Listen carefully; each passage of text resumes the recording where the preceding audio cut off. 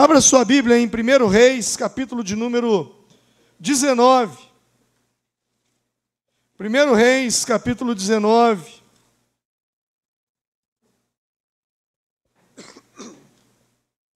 Verso 19 a seguir.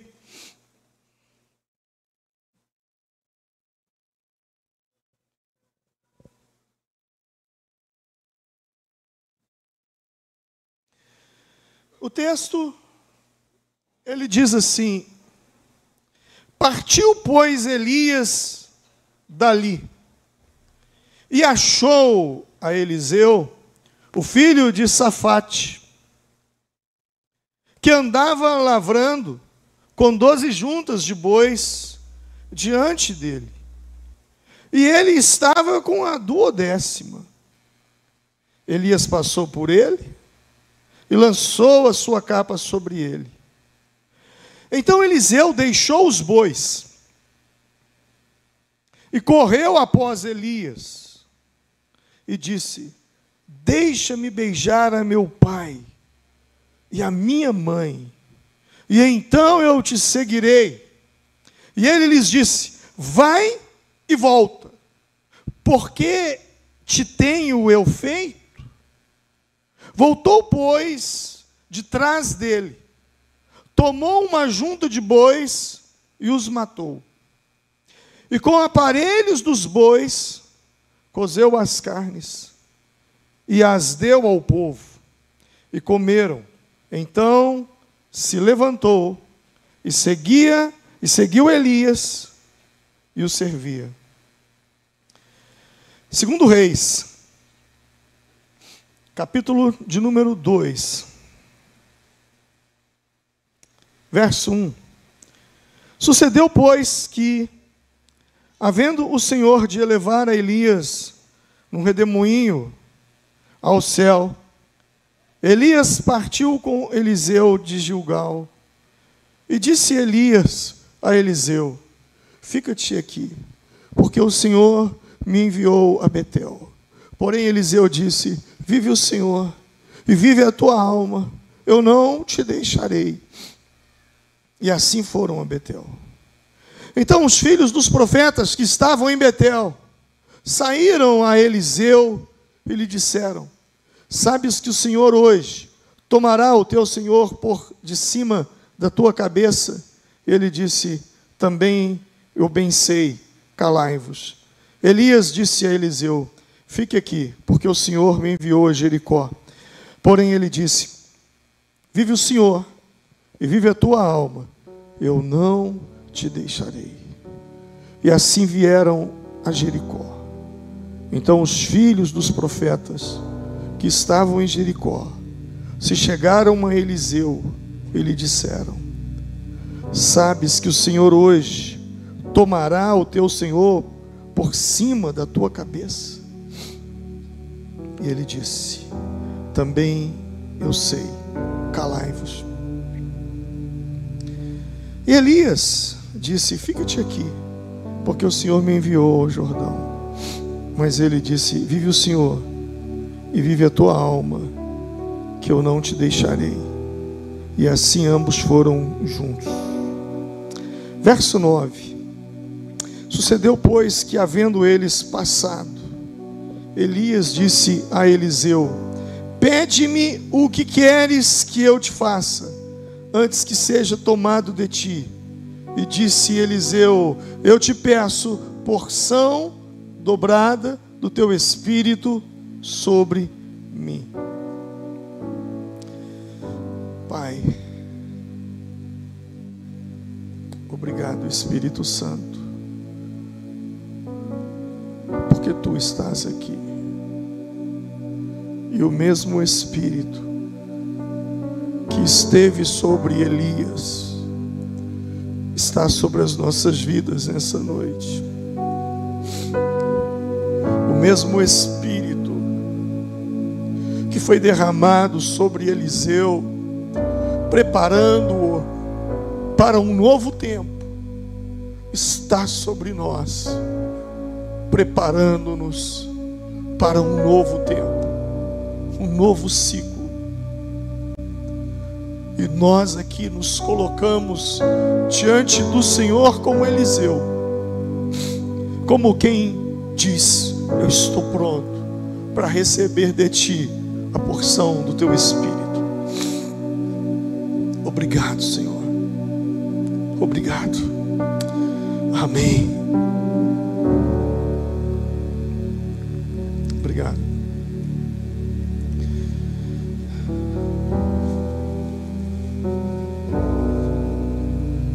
Nós estamos prontos para entrarmos em um novo tempo. Alguém pode dizer: pastor, na verdade nada muda, é só uma mudança no calendário. Nada mais é do que apenas algo colocado pelo homem, porque o dia 1º é uma continuação do dia 31 e a vida segue. Podemos pensar assim, mas quando você abre a sua Bíblia lá em Gênesis, quando Abel e Caim eles apresentam aquela oferta para Deus, você vai observar que o texto diz assim: ao cabo de dias,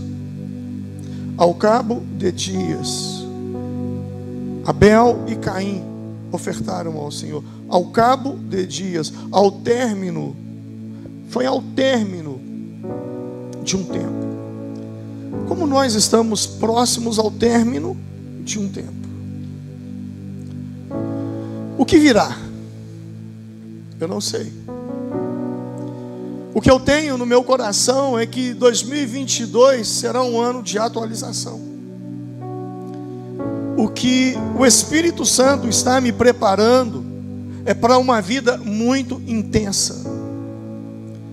E eu estou procurando me preparar espiritualmente e fisicamente, porque vai ser um ano que vai requerer muito do físico também, porque será um ano intenso. Nós temos falado sobre atualização, update, atualizar. Sabe quando você abre a tela do seu computador e a tela fica pausada ali, e você abre num site de notícias, e a última notícia ela fica parada ali, e se você não atualiza, no outro dia continua a mesma notícia. Mas se você aperta uma tecla F5, imediatamente a tela é atualizada e tudo é atualizado. Todas as últimas mensagens, notícias, elas chegam ali. É o que eu creio que vai acontecer em 2022. Nós viveremos 3 anos em um ano. Nós viveremos 2020, 2021 e 2022 em um só ano. Será um ano muito intenso. E para aquilo que o Senhor há de fazer nas nossas vidas, nós precisamos nos atualizar. E foi justamente isso que aconteceu nessa leitura de Reis, tanto de 1º como de 2º Reis, porque o profeta estava desatualizado. Houve um momento na vida do profeta que ele entrou em, como eu poderia dizer, ele entrou numa situação de não saber o que estava acontecendo, ele fugindo de Jezabel para não morrer e pedindo a Deus que o matasse. E o Senhor então leva o profeta para uma caverna, e em Horebe Deus fala com ele e dá-lhe instruções muito claras, porque o profeta estava completamente desatualizado. Na cabeça dele todos haviam se corrompido e só ele ficou para o profeta, enquanto o Senhor diz: não é bem assim, eu ainda tenho 7.000 que não dobraram seus joelhos a Baal. E Deus dá uma palavra muito clara.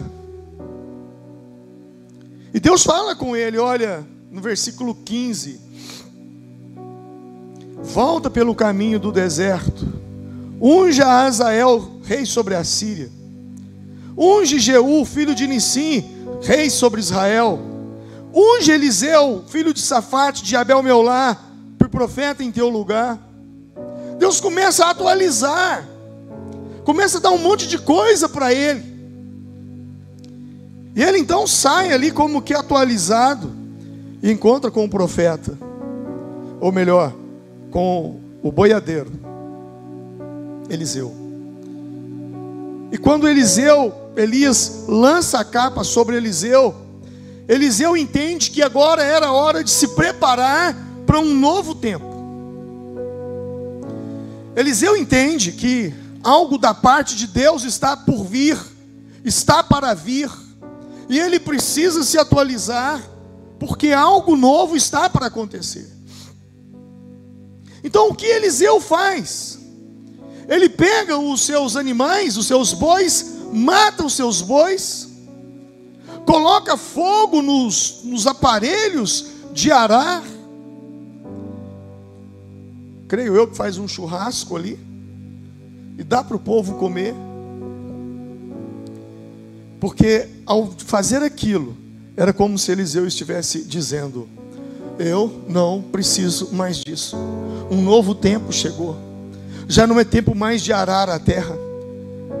Eliseu, ele queima todos os vínculos que ele tinha com o passado, porque ele acreditava que havia um futuro muito eminente da parte de Deus para acontecer. E ele coloca fogo no passado para entrar no futuro de Deus.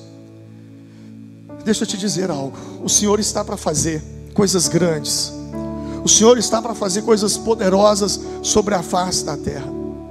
Essa geração vai ver um mover de Deus, essa geração vai experimentar algo de Deus que nenhuma geração ainda experimentou. Mas para você estar pronto para aquilo que o Senhor está para fazer e por fazer, você precisa colocar fogo no teu passado. Você precisa queimar o seu passado. Você precisa definitivamente resolver o seu passado de tal forma que não exista nada que faça você voltar, não exista nada que te prenda lá atrás. Foi justamente isso que Eliseu fez. Eu estou queimando os carros, eu estou queimando os aparelhos, eu estou queimando os meus bois, para que não tenha nada, absolutamente nada, que me prenda ao passado, porque eu creio que algo grande está por vir. A minha palavra para você é: queime o seu passado. Queime o seu passado.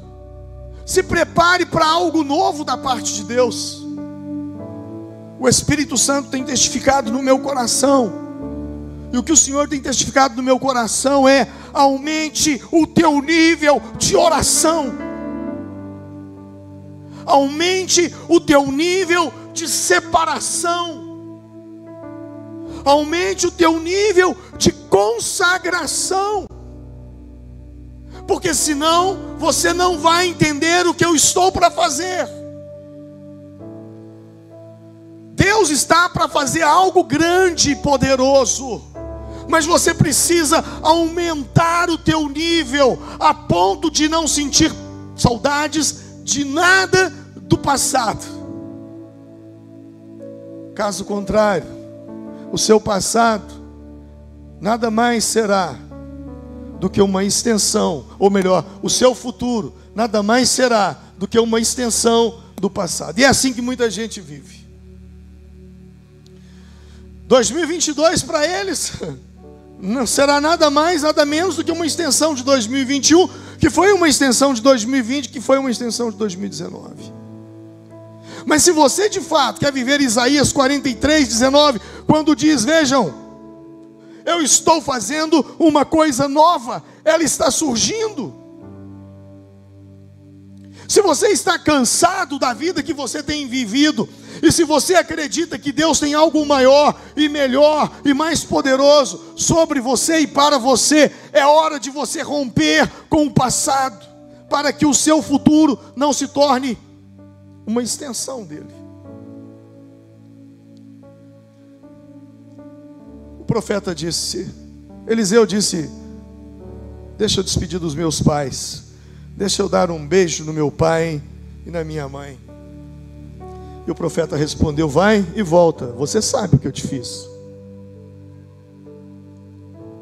vai e volta. Você sabe o que eu te fiz. Ele não dá um mapa. Ele não fala, olha, vai acontecer isso, vai acontecer aquilo. Ele não fala nada. Ele só diz, vai e volta. Quando o assunto é futuro, é assim que Deus lida conosco. Não espere detalhes. Deus não te dará detalhes. Deus te dará apenas convicção. Elias não explica nada para Eliseu. E o ponto importante aqui é que ninguém pode dizer com detalhes o que virá a ser no futuro, o que acontecerá no futuro. Mesmo porque a Bíblia diz em Abacuque 2,4, Gálatas 3, Hebreus 10, o justo viverá da fé. O justo viverá da fé. Deus não nos dá detalhes. Porque se Deus nos desse detalhes, talvez nós desistiríamos. Talvez nós desanimaríamos. Eu não sei se você já leu sobre Juízes. A Bíblia diz que os midianitas estavam atacando os hebreus, as lavouras, as plantações. E o povo hebreu se empobreceu muito. Juízes capítulo 6 fala sobre isso. E um homem que havia feito uma colheita de trigo, com medo de ser roubado pelos midianitas, esse homem então entra no lagar. O que é um lagar? Lagar é um poço, um buraco de 2 metros de diâmetro, 3 metros de diâmetro, aonde se colocava uvas, e ali eles pisavam as uvas para fazer o vinho. Gideão estava com tanto medo de ser roubado e dos midianitas, que ele entra para dentro do lagar, para malhar o trigo dentro do lagar. Eu fico pensando como é que ele conseguia malhar trigo no lagar. E o Senhor então vem através de um anjo e visita Gideão. E quando o anjo visita Gideão, o anjo diz, o Senhor é contigo, varão valoroso. Ele diz, eu não. E se o Senhor é comigo, por que tudo isso nos aconteceu? Onde está o Deus que livrou nossos pais do Egito? Aonde Ele está que não nos livra agora? E ele então começa a questionar. E o Senhor convence ele, numa palavra: vai na tua força, homem valente. Vai na tua força, e eu te entregarei os midianitas nas tuas mãos. E aí então ele faz uma série de experiências com Deus, sobre um velo de lã e outras coisas mais. Mas o fato é que ele vai. Deus o convence a ir para a batalha, para livrar os hebreus dos midianitas. Era uma batalha contra milhares e milhares de homens. E depois de um tempo, quando ele se prepara para a batalha, Deus manda ele chamar o povo para a guerra, e ele chama, e vem 32 mil homens, e Deus diz: a gente demais. Quem for tímido, for covarde, for medroso, volte atrás. Ficaram 22 mil, voltaram, ficaram 10 mil. E depois leve esses homens para beber água. Aquele que beber água como um cão, como um cachorro, ponha esse à parte. Na fritada dos ovos, só sobraram 300 homens para lutar contra milhares de homens. Bom, por que eu estou dizendo isso? É onde eu quero chegar. Deus nos esconde o processo. Diga comigo: Deus nos esconde o processo. Você já imaginou se no primeiro dia que Deus visitou a Gideão, Deus virasse para ele e falou: olha, você vai lutar só com 300. Você vai vencer, você vai lutar só com 300. Você acha que Gideão ia? Deus escondeu isso dele. Deus não falou nada com ele. Deus simplesmente o motivou, o encorajou, o inspirou, o chamou para a batalha, o levou para a guerra. Mas Deus não falou que a batalha seria com 300. As coisas foram acontecendo. Gideão foi se envolvendo. Quando ele percebeu, ele só tinha 300 homens. E ele não se acovardou. Mas se Deus fala com ele desde o início que seria 300, ele não teria ido. Como muitas coisas que já aconteceram na minha vida. Depois que aconteceu, se Deus tivesse me falado no início como é que seria o trecho, eu não teria ido. Eu teria me acovardado, eu teria fugido. Quem está entendendo? Olha para a sua vida. Olha aonde você já chegou. Olha a estrada que você passou, o caminho que você percorreu, as coisas que lhe aconteceram, perdas que você teve.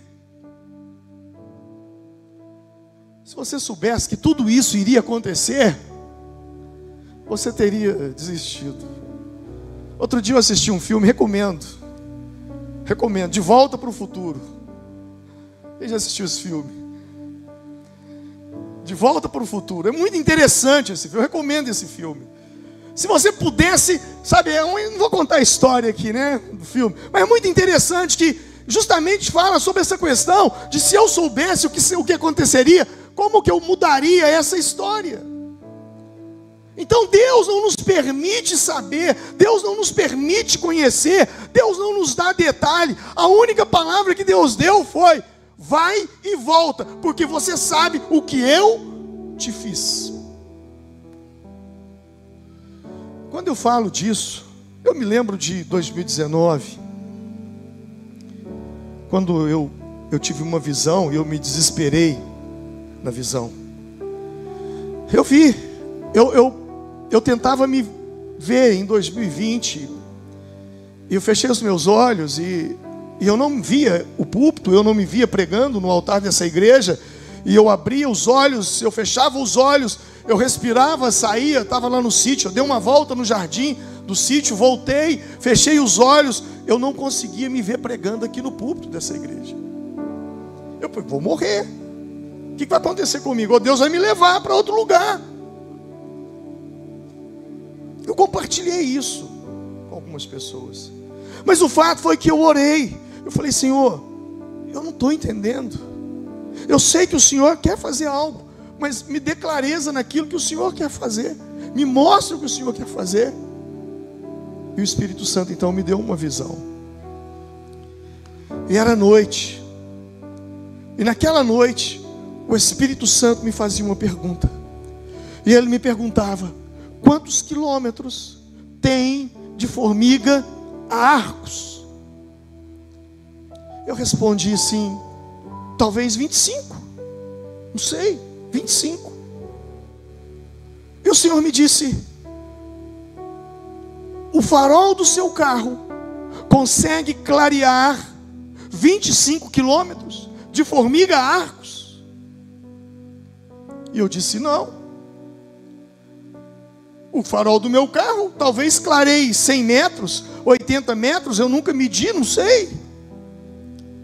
E o Senhor me disse: mas se você sair agora, e quando você chegar em Arcos, a estrada terá sido clareada, os 25 quilômetros terá sido clareado. Eu disse, sim, Senhor, terá sido clareado, sim.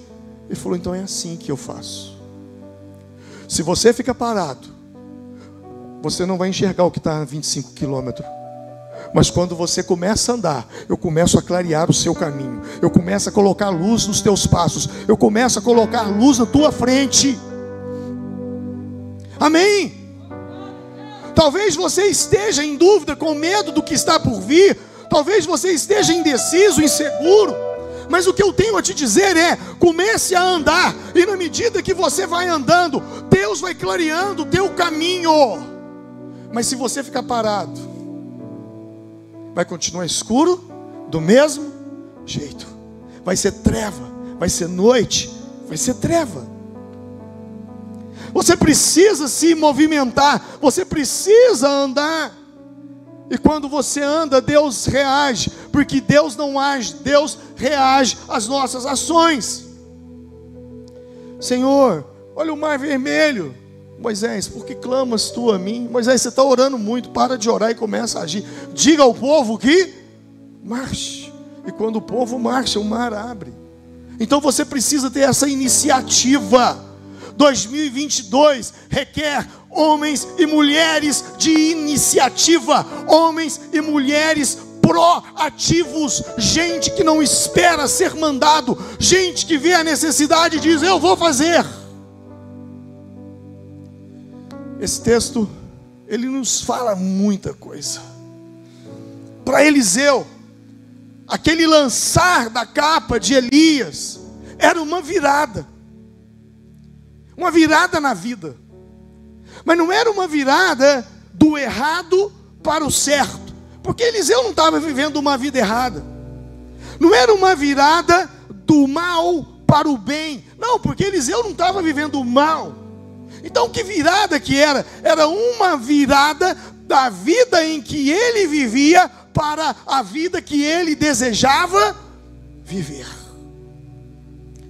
É essa virada que Deus quer na nossa vida. Eu não estou falando para você parar de fazer o que é mal e vir para o certo, porque eu quero acreditar que você já está no certo. Mas se você está no mal, abandone os maus caminhos e venha para o caminho estreito. Se você está vivendo uma vida equivocada, abandone. Deus quer fazer algo tremendo sobre a sua vida. E aí então eles chegam agora em 2 Reis, capítulo 2, abra aí 2 Reis 2. E Eliseu está seguindo Elias. E Elias diz para ele: Eliseu, fica aqui em Gilgal, porque eu estou indo para Betel. E Eliseu responde: vive o Senhor, vive a tua alma, eu não te deixarei. E eles então saem de Betel e vão de Gilgal, vão para Betel. O mesmo ocorre em Betel. Lá em Betel, filhos de profetas, discípulos de profetas, dizem: ei, você está sabendo que o Senhor vai tomar o teu mestre? Pois sobre a tua cabeça. Ele disse: eu sei, porém calai-vos. E o fato é que Elias e Eliseu saem de Betel, vão para Jericó, saem de Jericó, vão para o Jordão, e em todos os lugares acontece a mesma coisa. Elias diz para Eliseu ficar, Eliseu diz que não fica. Discípulos dizem que Deus haveria de levar Elias. Isso aqui fala muito comigo, porque observe que ao longo do caminho nós temos aí 4 paradas, aliás 3 paradas, um ponto de partida, que é Gilgal, versículo 2, nós temos Betel 3, nós temos Jericó, versículo 4, nós temos Jordão no versículo 6. Observe que a cada parada, Eliseu não é o único profeta que tem a oportunidade de continuar viajando com Elias, não é. Os profetas e os filhos dos profetas, os discípulos que estavam ali, eles também tiveram a mesma oportunidade, mas eles não foram, porque eles não eram proativos.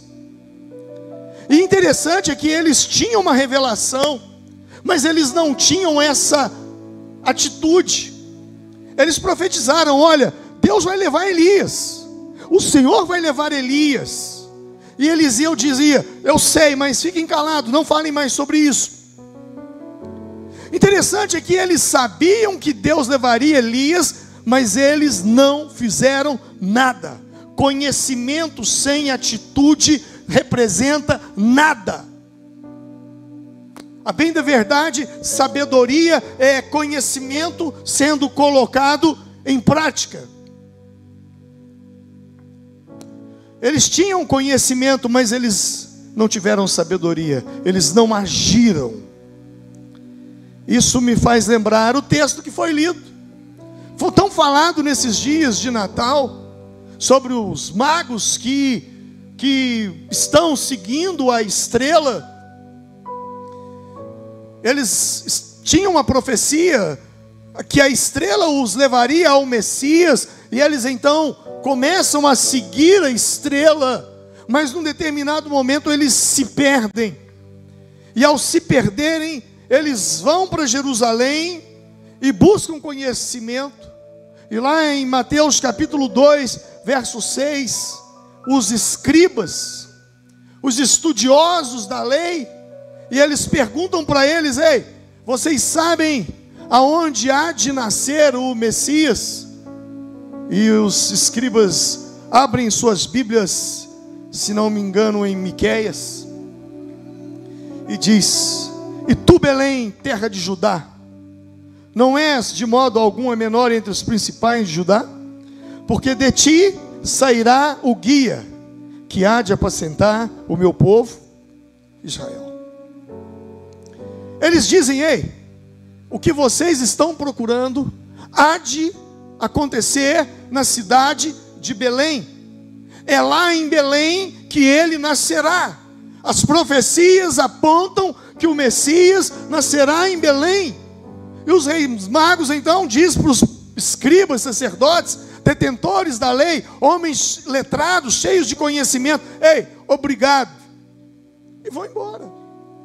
E os magos, eles presenciam o nascimento de Jesus. Quando eles chegam ali naquela estalagem, ali está Maria, ali está o menino Jesus, e eles levam presentes. Mas o que eu quero que você entenda nesse texto é que aqueles homens foram privilegiados. Privilegiados por quê? Porque eles tiveram uma revelação e tiveram uma atitude, enquanto os outros tinham uma revelação, mas não tinham uma atitude.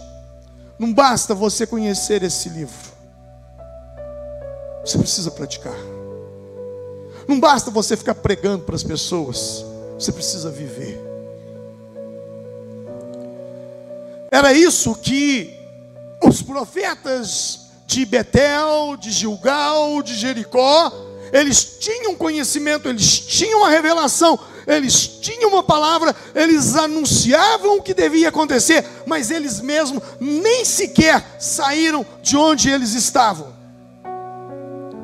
O mesmo ocorre com os magos em Mateus capítulo 2. Os escribas sabiam, abriram as escrituras, mostraram o livro de Miqueias, apontaram para onde a estrela deveria ir, apontaram aonde o Messias nasceria, falaram sobre tudo isso, mas não saíram do lugar.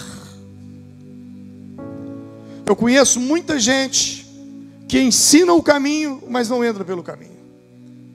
Por quê? Porque falta atitude. Eles não se movimentaram. Eles optaram por ficar aonde eles estavam. Eles não seguiram o profeta Elias. Eles ficaram quietos ali. Na onde? Na sua zona de conforto. Gente que fica na zona de conforto não cresce. Gente que fica na zona de conforto não rompe, não cresce, não avança. Deus tem nos chamado para uma vida de riscos. Uma vida com Deus é uma vida com risco. A bem da verdade, a vida é um risco. Se você não vai, o fato de você ficar quieto, você já está arriscando. E eles não vão. Não vão por quê? Porque eles querem ficar confortáveis. Porque está muito prático, está tudo muito legal, está tudo muito bom. Deixa eu ficar nessa minha vidinha aqui. Deixa eu ficar nessa vidinha que eu estou vivendo, está tudo bom, está ótimo. Salmo 23 me mostra que,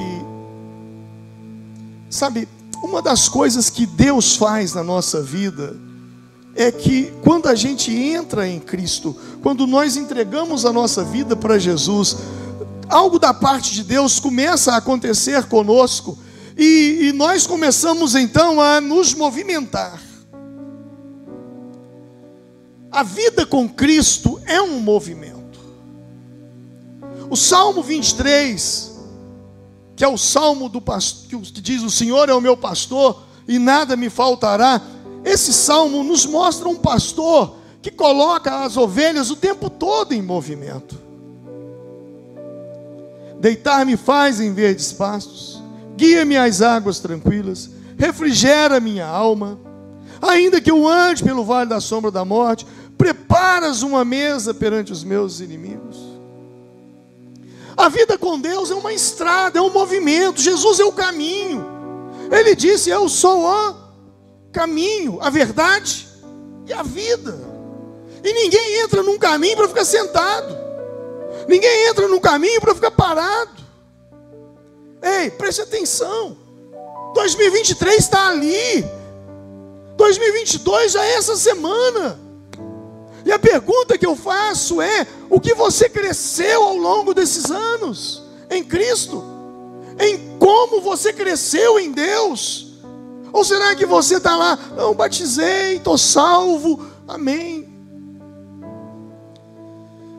É tanto movimento, que esses mesmos reis magos, quando eles vão ao encontro de Jesus, o que me chama a atenção é que eles vão, encontram com Jesus, mas eles não voltam pelo mesmo caminho.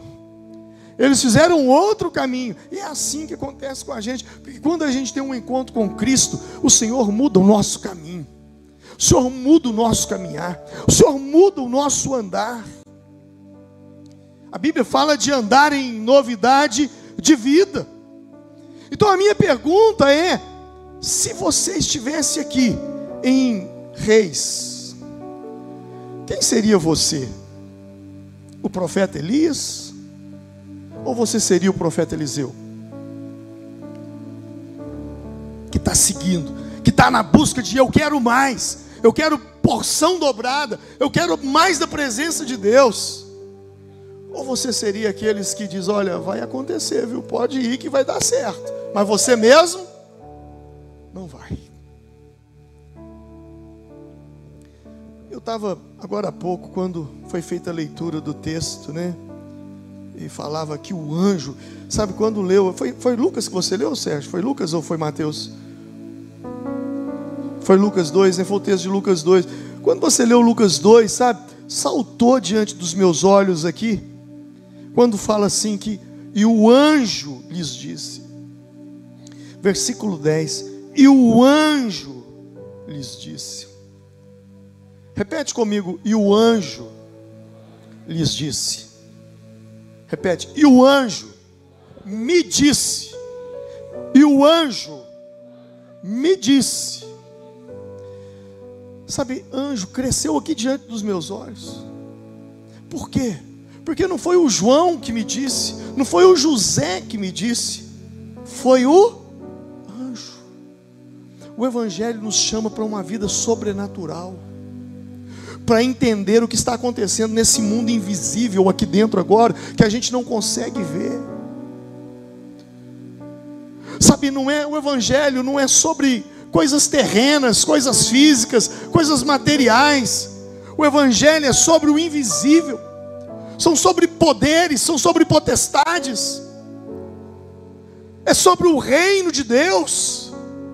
E o Senhor nos chama a sair dessa atmosfera da carne, essa atmosfera da liturgia religiosa. Fui na missa, lembra?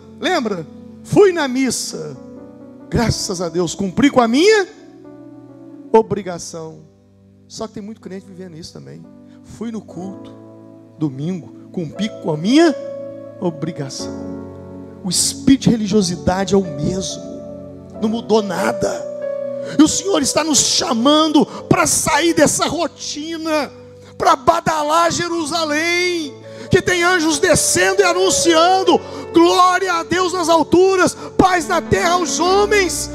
Tem manifestação angelical, tem um menino que está nascendo de uma virgem, tem um poder sobrenatural vindo, há algo acontecendo. Deus está nos chamando a abrir os nossos olhos. Irmãos, nós somos a geração de 2022. Não dá para andar em 2022 como nós andamos em décadas passadas. O Senhor está nos chamando a uma intimidade. Sabe, essa questão de anjo ser algo natural na nossa vida. Pastor, eu estava orando, um anjo falou comigo. Pastor, eu estava orando, tive um arrebatamento de sentidos. Pastor, eu estava na minha casa, de repente eu tive uma visão. Pastor, eu estava no lugar tal, de repente Deus multiplicou, curou, libertou. O Senhor nos chama para sair da religiosidade, para deixar de ser crente católico. Quando eu falo crente católico, eu estou falando desse: cumprir com a minha obrigação. Em nome do Pai, do Filho e do Espírito Santo, amém. Posso ir embora, pastor? Pode dar a benção, pastor. Sai disso, porque nem os carismáticos mais vivem isso. Você sabia disso? Nem os carismáticos vivem isso. Eles já estão no outro nível. Já deixaram muitos crentes para trás. Deus está nos chamando a uma nova experiência, a viver algo toca o céu na terra. Céu na terra. Deus na minha casa, Deus no meu quarto, Deus no meu carro, Deus no meu trabalho. Provisões e provisões de Deus na minha vida, manifestações da parte de Deus. É o Evangelho saltando diante dos nossos olhos, é a letra se transformando em espírito, em verdade, e algo transformando o nosso coração, algo transformando a nossa mentalidade. Ei, eu não sei o que aconteceu, mas algo está mudando o meu ser, algo está mudando. Irmãos, como aqueles homens ali, há um risco gravíssimo de nós cairmos numa vida tradicional. O que eu chamo de tradicional, eu chamo de, não vou usar essa palavra tradicional, mesmo porque a gente tem que ser tradicional mesmo, é tradicional dos apóstolos, de Atos, mas eu falo de religiosidade. Sabe, nós temos que parar com isso. O Senhor está nos chamando para um outro nível. O Senhor está nos chamando a subir o nível, a descer as águas que dão nos artelhos, nos joelhos, na cintura, nos ombros. É você, Deus, eu quero experimentar mais e mais. Senhor, eu ainda não oro em línguas, então me batiza com o Espírito Santo. Senhor, eu já oro em línguas, então renova minhas línguas.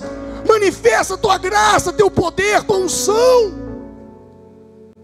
É você ter testemunho para contar o tempo todo. É experiências uma atrás da outra. Olha, aconteceu lá no meu trabalho, aconteceu lá na minha casa. Ei, deixa eu te falar uma coisa. Você tem uma visão muito equivocada do que é a igreja. Igreja não é isso aqui. Igreja somos nós.